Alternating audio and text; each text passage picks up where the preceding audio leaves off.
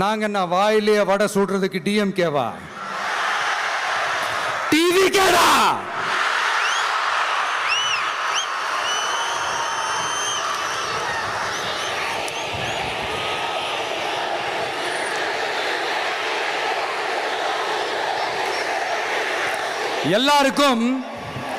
எல்லாருக்கும் நிரந்தரமான ஒரு வீடு இருக்கணும்னு சொன்னோம்.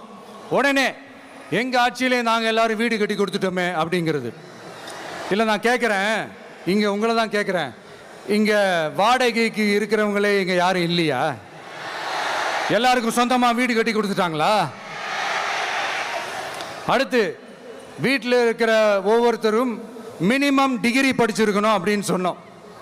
உடனே எங்கள் ஆட்சியிலே எல்லாரும் டிகிரி படித்து முடிச்சிட்டாங்களே அப்படிங்கிற மாதிரி சொல்கிறது அது உண்மைனா?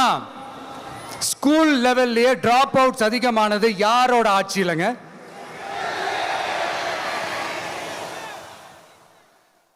பசங்க பிள்ளைங்க யாரும் ஸ்கூல்ல சேரலன்னு சொல்லிட்டு எனக்கு தெரிஞ்சு 207 கவர்மெண்ட் ஸ்கூல்ஸ் மூடினது யாரோட ஆட்சியிலங்க?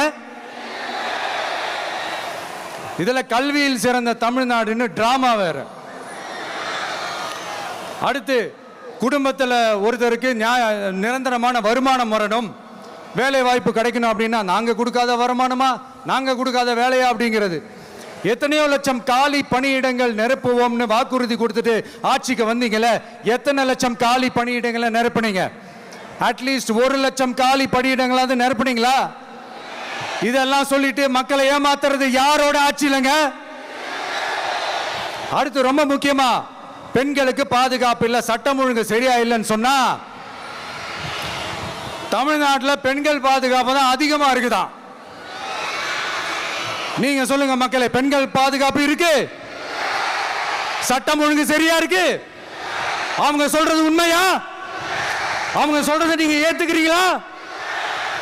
சத்தமா கேக்குதா சார்? இதுதான் ரியாலிட்டி, இதுதான் நிஜம். நம்மளுடைய ஆட்சியில சட்டம் ஒழுங்குல சமரசமே இருக்காது. அதனாலதான் இவ்வளவு ஸ்ட்ராங்கா சொல்றோம், தைரியமா இருங்க மக்களே.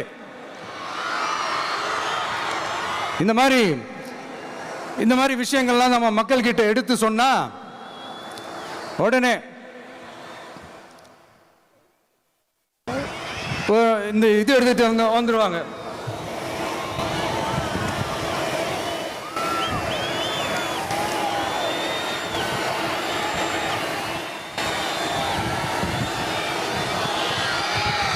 இந்த மாதிரி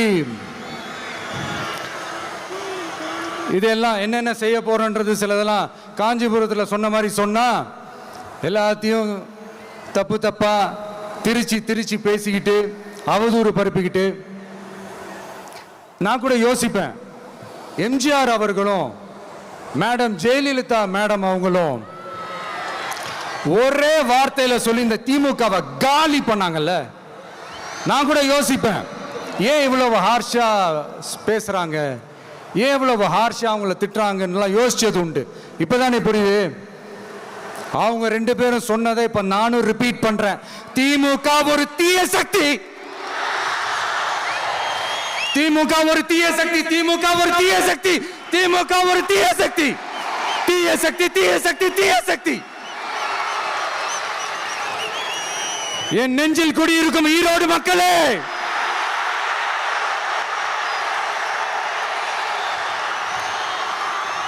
டிவிகே ஒரு தூய சக்தி.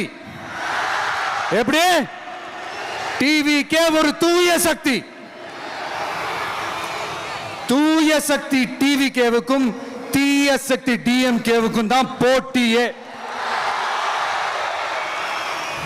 1,25,00,000 மனங்களை வென்ற தந்தி டிவி யூடியூப் சேனல். தவிர்க்க முடியாத தம்ப்நெயில்ஸ், கலக்கலான கான்டென்ட்ஸ்.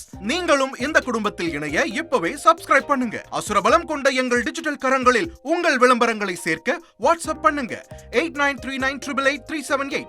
Email advttanditv@dttv.in.